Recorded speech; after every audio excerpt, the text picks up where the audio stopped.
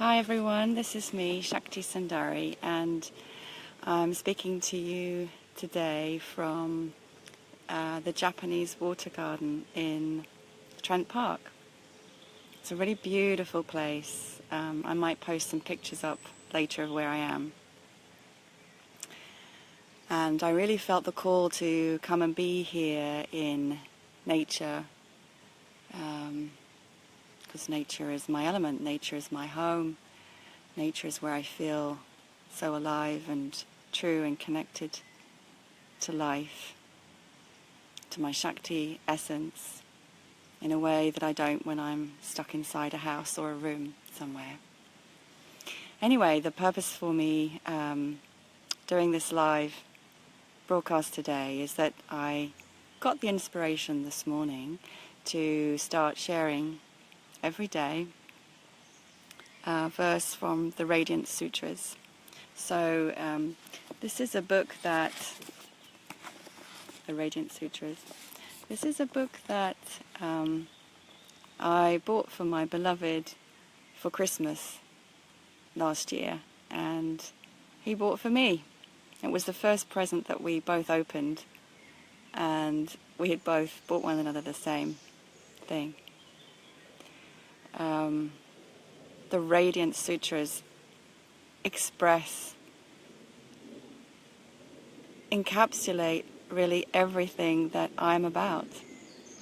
And I really felt called to share a verse each day from now on my Facebook page, to share that with you, to speak a little bit in terms of my own experience or anything that I have to say around the verse that I've read. And also, at some point in the future, I will be running a retreat that is based on these sutras. So, actually, this particular version of the Radiant Sutras is a translation and interpretation by a meditation and spiritual teacher called Lauren Roche. So it encompasses 112 verses, which are all meditation practices and guidance as to the Tantric life. And I'm just going to read as a beginning today a little bit from the foreword to the book, so that you have a sense of what I'm going to be talking about every day from now on. So, in the opening to the book, it says, the Vijnana Bhairava Tantra is one of the early teachings on yoga meditation. The name, loosely translated, means the terror and joy of realizing oneness with the soul.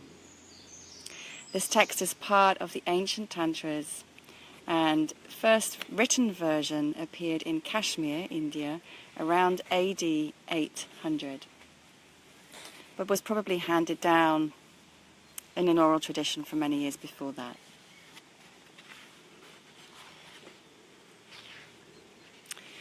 So, the Bhairava Tantra is set as a conversation between the goddess, who is the creative power of the universe, and God, who is the consciousness that permeates everywhere.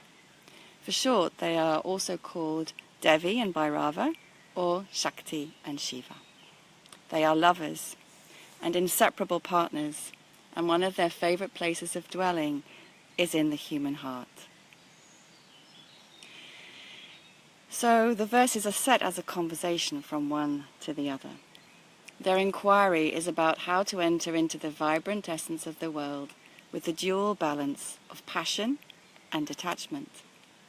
The teaching emerges from their love play, reminding us that from within our own hearts we are educated in the spirit of love.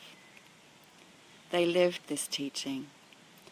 The secret pathways in the body and the flow of delicious energies are revealed in words that one friend or lover would speak to another. The text invites us to be at home in the universe by accepting every intense experience, every sensual delight, every ordinary moment as a gateway to the divine. The conversation begins with Devi, Shakti, the goddess, asking, "Beloved, tell me, how do I enter more deeply into the reality of the universe?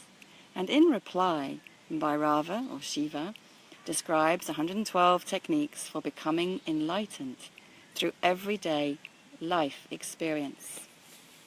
And this is what sets the Tantric path apart from other ways of spirituality, in that it embraces all of life as a gateway to the divine. And as Lauren Roche says, it shatters the picture we have of what meditation is, or how meditation is often presented as a way of dissociating from human experience and trying to rise above it. So this Tantra is about going deeply into experience, embracing all of life fully without reservation. Nature is embraced, as is all of human nature, lust, passion, fires that illuminate us, and gusto is taken to its most refined degree possible. Meditation is presented as the nexus, or meeting ground of light and matter, spirit and flesh. And the meeting is to be consummated with great joy. Tantric meditation is an integration of the opposites, not an obliteration or a mere transcendence. It is an alchemical union in which each polarity exists in its fullness and in a relationship of complementarity with the other. So that's just the introduction. And then the verses. So there are 112. And in this particular book, they're divided into 3 sections. So it begins with Banter verses, where I'm going to begin today. And then the next section is Yukti verses. And the final section is Insight verses. And in this translation, they're written in the original Sanskrit. And then there's a transliteration and a phonetic representation, which I'm going to try and read, although I have no idea how to actually pronounce Sanskrit, but I thought it was really important to offer my reading of the Sanskrit as well as the beautiful translation. So here we are, day 1 of the Radiant Sutras, Banter verses, verses 1 and 2. Yeah, so here we go. Shri Devi Uvacha Shrutam Deva Maya Sarvam Rudraya Mala Sambhavam Trika Bedama Sheshana Sarat Saravi Bhagagasha Adya Apina Nivrito Me Samshaya Parama Ishvara Kim Rupam Tatvata Deva Shabada Rashi Kalamayam. One day the goddess sang to her lover Bhairava, beloved and radiant Lord of the space before birth, revealer of essence, slayer of the ignorance that binds us, you who in play have created this universe and permeated all forms in it with never-ending truth. I have been wondering. I've been listening to the hymns of creation, enchanted by the verses, yet still I am curious. What is this delight-filled universe into which we find ourselves born? What is this mysterious awareness shimmering everywhere within it?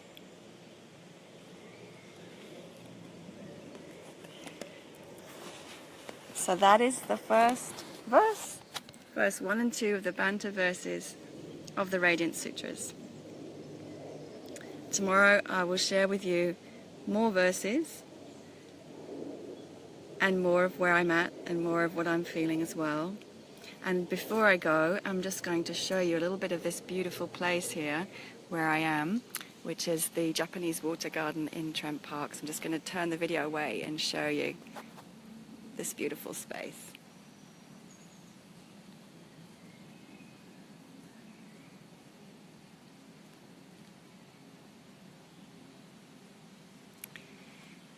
So, yeah, I just invite you to take that question into your own day. What is the mystery of this shimmering beauty of this wonderful, truth-filled universe around us? Let that be your meditation for the whole day, a question that your consciousness keeps coming back to, that your body keeps feeling back into this question and that dialogue between your Shiva and your Shakti within. Namaste, lots of love, blessings, and I'll speak to you again tomorrow.